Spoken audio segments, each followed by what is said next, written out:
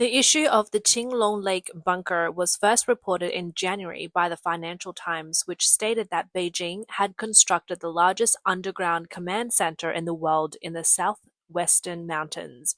The facility is said to be 400 meters deep, 10 times the size of Pentagon, and capable of withstanding nuclear attacks while having the ability to command the entire country. Many people did notice the news at the time, but they felt there was little they could do about it.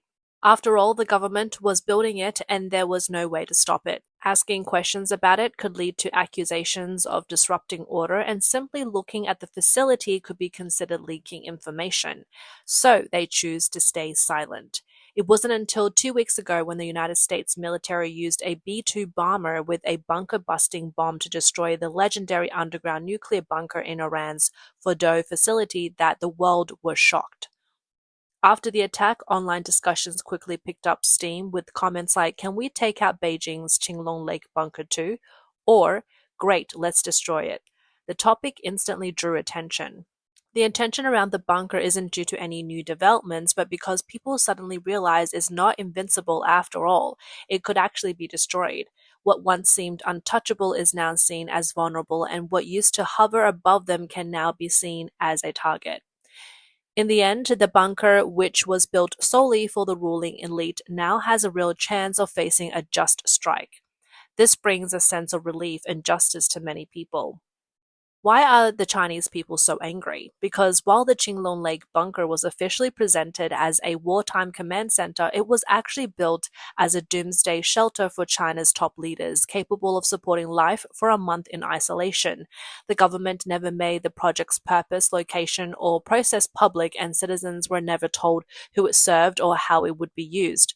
In the event of a crisis, the first group to enter the bunker could include personnel from the Central Military Commission, key departments of the State Council, the families of senior CCP officials, the security system, communication channels, and personnel responsible for maintaining internal order. This is not a wartime national command center. Rather, it is an emergency shelter for the party and state core personnel. The public is also provided with air defense plans, which include evacuation to designated underground parking lots, subway stations, and mall shelters. While this may sound reasonable, in the event of a real disaster, these places would likely lose power first, followed by the collapse of water systems and a complete loss of communication. Without access to information or instructions, people will be left uncertain about what actions to take. Meanwhile, those within the government system will already be heading to the Qinglong Lake bunker, escorted by emergency convoys, past police checkpoints, and entering the exclusive shelter with heavy metal doors that were shut for a month. Some commenters remarked that this isn't war preparation, it's selection preparation, determining who gets to survive. While it's true that the US and Europe also have bunkers and prioritize their leaders, the key difference is that in Western countries, information and choices are provided to the public. Governments warn citizens about risk, announce evacuation plans, and offer survival supplies. People can even take measures like building a basement. Though not perfect, the public is at least informed. They know they might not be able to enter these shelters, but they understand what steps to take if disaster strikes. This is the transparency of plans and the freedom to make informed decisions. Look at China. The country has built some of the most secure bunkers in the world. However, these bunkers are never disclosed to the public, and there is no information about how they will be used. There has been no public announcement of a nationwide evacuation plan, and no one has been told whether air raid shelters are sufficient. Asking these questions could lead to being accused of disrupting social order.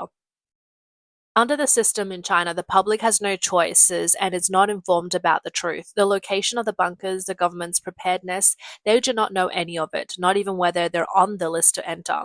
In the end, they can only wait for instructions, but when a real crisis hits, the instructions will always go to the elites first. Ordinary people will often be the last to know what a disaster has arrived. They won't have information needed to prepare their supplies. The issue now is this: even if one is among the few allowed into the bunker, even if they make it into the ultimate command center behind the metal doors, does that really mean they are safe? The truth is, the deeper the bunker is built, the more the US can see. The stronger the construction, the more detailed the US military strike plans become. This brings us to a crucial piece of intelligence. The US has locked down the 10 most secret military bases in China.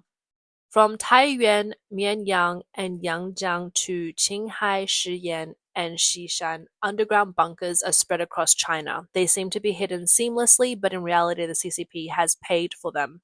Hyde, Siemens used ABB, and Intel handing over its lifeline to its enemy.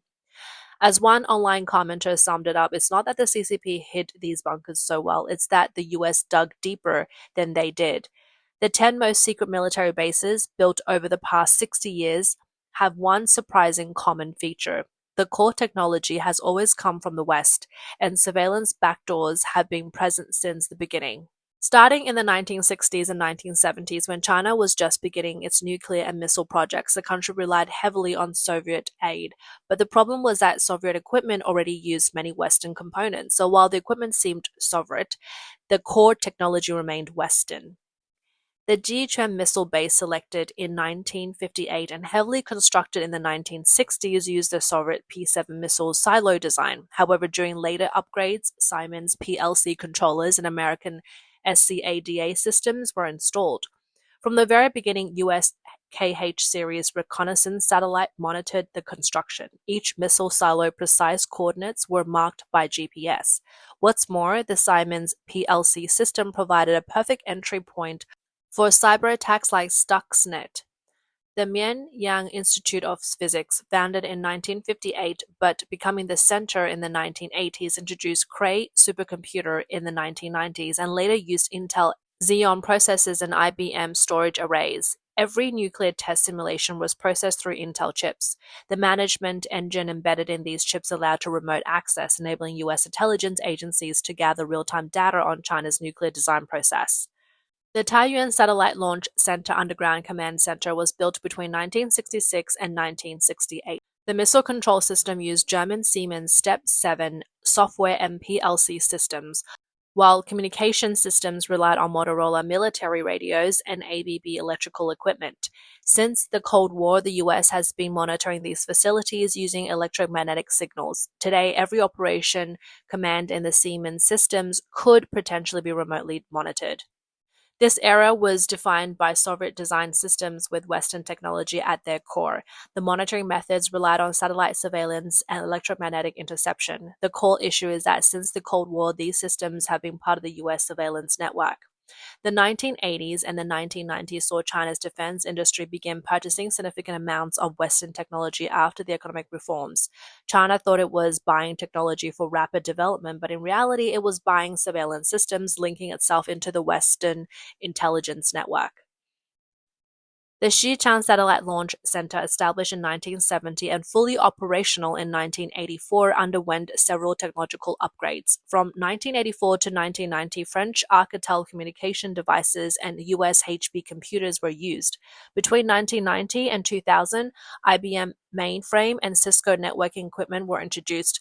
And from 2000 onward, Huawei equipment was used, though the underlying technology remained Western. Launch control was managed on HP workstations, which could be remotely accessed, while IBM mainframes processed satellites' orbit data that was sent to the US.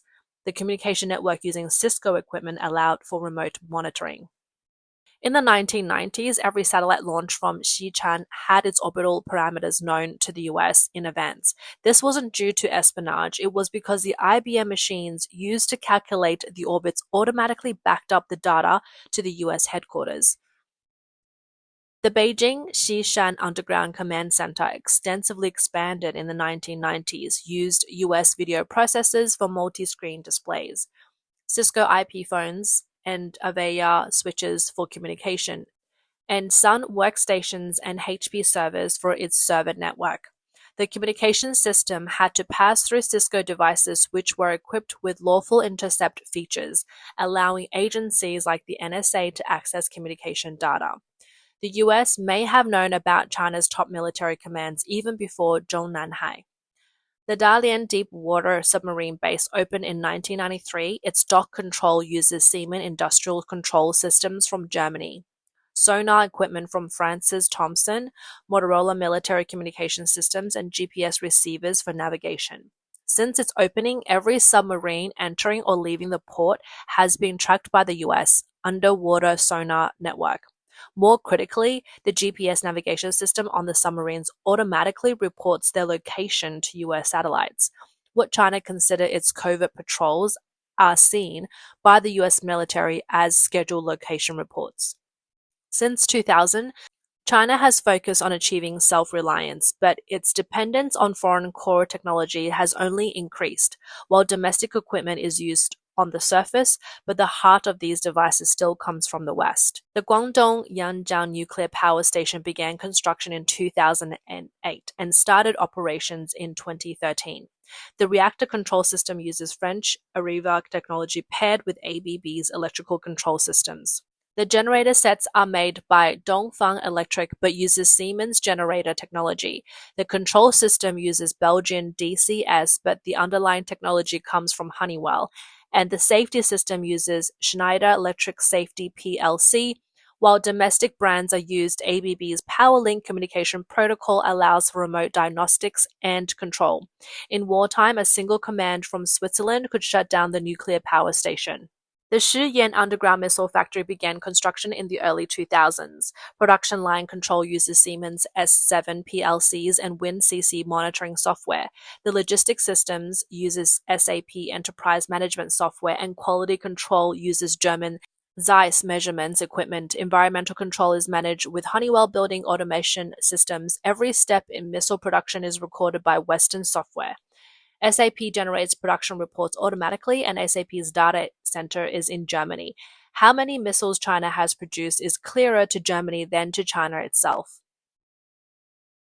The Tibetan Plateau Directed Energy Weapons Research Base was constructed after 2010. Laser control uses European optoelectronic control system. Temperature control equipment is made by Liebherr, a German precision air conditioning company, and the sensor network uses Swiss ABB sensors combined with Siemens data collection systems. Supercomputing supports uses Dawning servers but runs Intel Xeon processors. Experimental data is processed through Intel chips, and chip-level monitoring allows the US to track China's laser weapon development in real time. European sensors directly sends experimental parameters back to the manufacturers. While China believed it was developing a secret weapon, it was actually providing a live feed of its weapons research to the West. The latest underground network connecting Chengdu and Xichang seems the most advanced. The service system uses Huawei Kunpeng processors with an ARM architecture. Storage system uses Huawei Ocean Store with Western Digital hard drives. Network equipment uses Huawei switches but chips from Broadcom. And the operating system is Kirin Linux based on open source code. While the equipment appears to be entirely Huawei, the instruction set designs for the ARM architecture comes from ARM, a British company, and Broadcom chips can be remotely updated. The DTRA Defense Threat Reduction Agency likely embedded base-level code during the manufacturing process. This represents a terrifying form of surveillance, not through system intrusions, but by controlling the very DNA of the system. This era is defined by domestic exterior paired with Western core technologies. The monitoring methods include chip-level control, backdoors at the architectural level, and supply chain surveillance. The core issue lies in deep technological dependence and highly covert methods of surveillance. However, there is a bigger deception, the so-called domestication. Many devices are labeled as Chinese products, but in reality, the foreign brand labels have been removed and replaced with domestic ones. For example, the domestic CNC machine tools in the Shiyan missile factory, when the label is removed, reveal Siemens controllers from Germany. The domestic safety system in the Yanjiang nuclear power station still rely on Schneider core modules. The domestic laser control system in the Tibetan research base uses European sensors. This approach is more dangerous because even Chinese technicians are unaware of the true source of the equipment. The maintenance manuals are in Chinese, but the system vulnerabilities are left by the West. Even more absurd, some domestic devices don't even bother changing the software interface. English menus are simply relabeled with Chinese tags. Analyzing the evolution of technology traps over these 3 periods reveal 3 stages. The first is architectural level monitoring, a Cold War legacy. The US has been monitoring China's military base construction with satellites since the Cold War. The location, structure, and function of each base have been meticulously recorded. This is the most surface level monitoring, but also the most enduring. The second is equipment level infiltration, a cost of reform. After the economic reforms, China imported large amounts of Western equipment, most of which had surveillance capabilities pre installed. China spent money on equipment, but it was essentially paying for surveillance. This level of monitoring is deeper, covering every detail of equipment operation. The third is code level control, the modern dilemma. The latest domesticated equipment may have Chinese exteriors, but the chips, architecture, and underlying codes all come from the West. This is the most dangerous level of surveillance because it controls not just the equipment, but the thinking behind the equipment. China's top 10 core military bases on the surface span 60 years of technological progress, but in reality, they are the products of 60 years of technological colonization. When war truly comes, these strategic core bases, which cost trillions to build, could lose their functions in an instant. Not because they are destroyed, but because they can be remotely shut down. China may think it's building military strength, but it's actually building a surveillance network for the US. China is basically spending its own money to dig its own grave. The joke isn't about the bunkers, but the belief that they can protect lives. No matter how deep they hide, the US can already see through them. A nation that truly protects its people doesn't hide away to give orders, but stand up and tell its citizens how to survive. Meanwhile, the CCP's bunkers will only protect the elite, burying the rest in silence. Therefore, Qinglong Lake is not their final fortress, but perhaps the final epitaph of the system.